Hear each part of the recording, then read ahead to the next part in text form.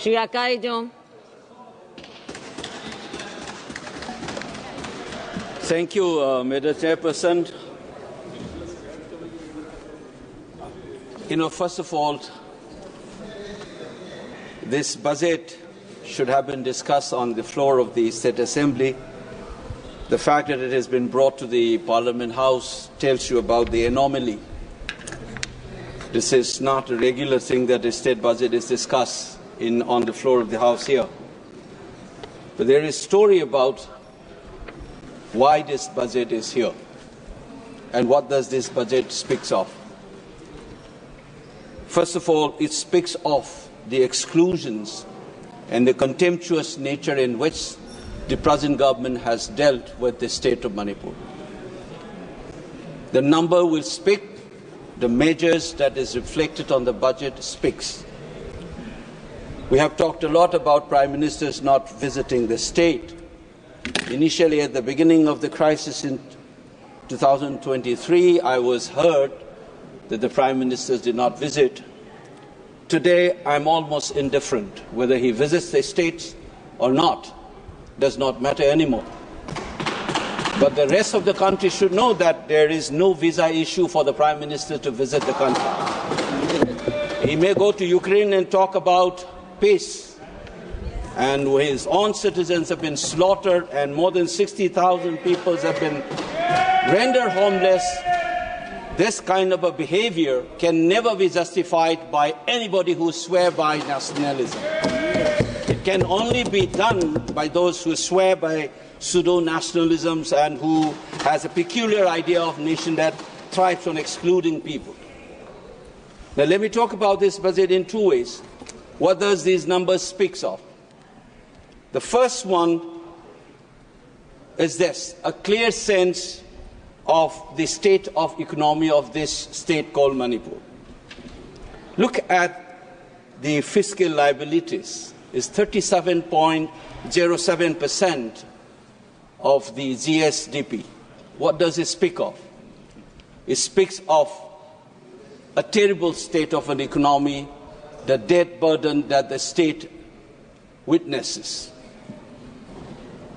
Look at the revenue expenditure, 61%, of which roughly around 45% goes to salaries and pension.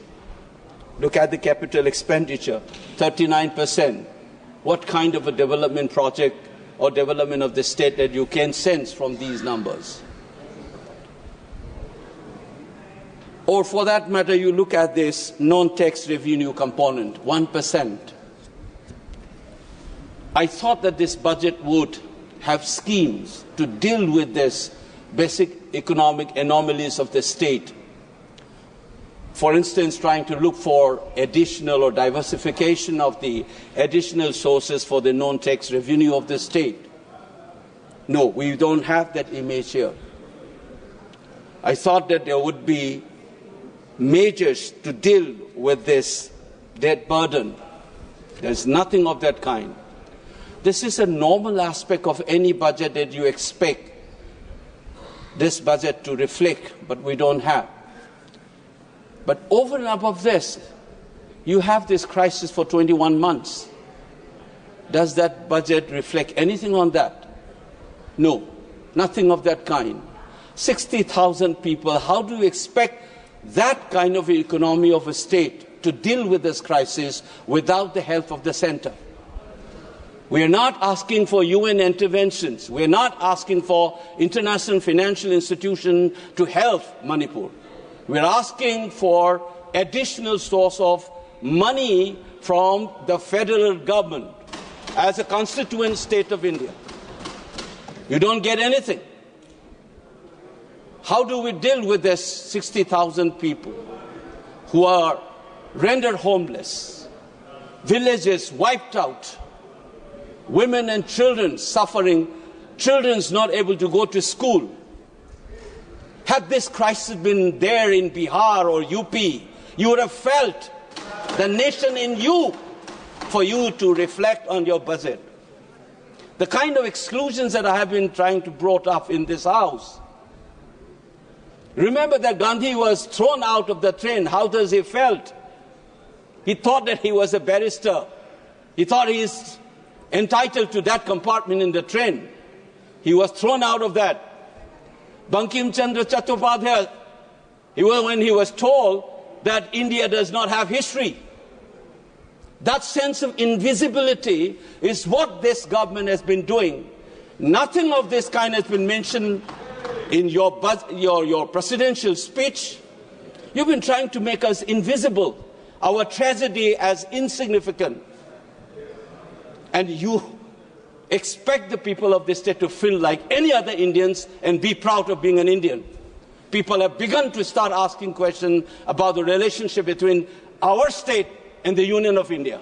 People are remembering the instrument of Exclusion. People are remembering that controversial merger agreement. Why? Because you have allowed the feelings to be groomed like that. And this budget is an addition to that series of actions that you have conducted.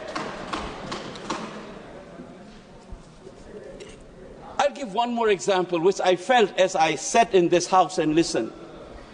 I've seen floods in my home state. Even the Raj Bhavan was inundated. Every year it has become a ritual. Did the budget reflect anything on that in the national budget? Does it reflect in this budget as well? Nothing of that kind. 11,500 crore, 11,500 वाला जो दिया गया था आपने बिहार को, क्यों? Because Bihar is more Indian than Manipur. You think that you said that you will try to help the state of Assam and Himachal for the flood. Nothing has been said about Manipur. Ask your governor how the residents of that Raj Bhavan was inundated. Was it a foreign country? Or even if it were an ambassador's house, you would have invested. This is a state's governor. Under the Union of India, you don't bother and you expect us to feel normal, being included. Madam Chairperson, I am representing a voice. I have taught generations in this country, from Kanyakumari to Kashmir, from Gujarat to Nagaland. For 30 plus years, I've seen this. And you think it's normal that we, as people's representative in this House, will continuously throw this kind of insults? This budget is the same story that I have been witnessing. What do we do now? What can I expect from this government? What they will end up doing is, though this is being a budget estimate they are projecting for 25-26, at the end of the day you said, because I'm aware this is vote on account, and you say 50% has been approved, it's like a ritual, you will finish it off. Manipur even doesn't address. A ritual will be completed in a couple of days. Is this the largest democracy's temple would be indulging itself? I'm ashamed of myself to bring up these issues. It's not a joke. When thousands of people suffer, I expect this government to have some sensitivity and pump in a little more money and talk openly. If we have made mistake, let's accept. This is not about BJP or Congress. Let's move forward. Let's try to have this feeling that we are one, that we care for you. And this budget must reflect that, not a simple ritual to continue this insult and then blame the people for anti-India feeling being emerging in that space. Remember that anti-India feeling emerged in Manipur unlike anywhere in this country because of the follies of this state government. The government of this country has continuously done.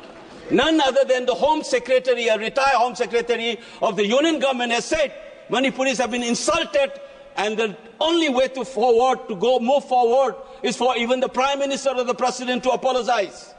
That insult continues even today. And this budget not taking care of the IDPs, not taking care of the basic needs of that economy, not taking care of the floods that has become a ritual, and you think it's going to be another ritual to pass in this floor of the House, it's very saddening, Madam Chairperson. I hope sooner we learn this and make corrective measures. I'm only wishing that one day we will be able to say that we are all Indians. We feel the same feeling as everybody else. Thank you, Madam Chairperson.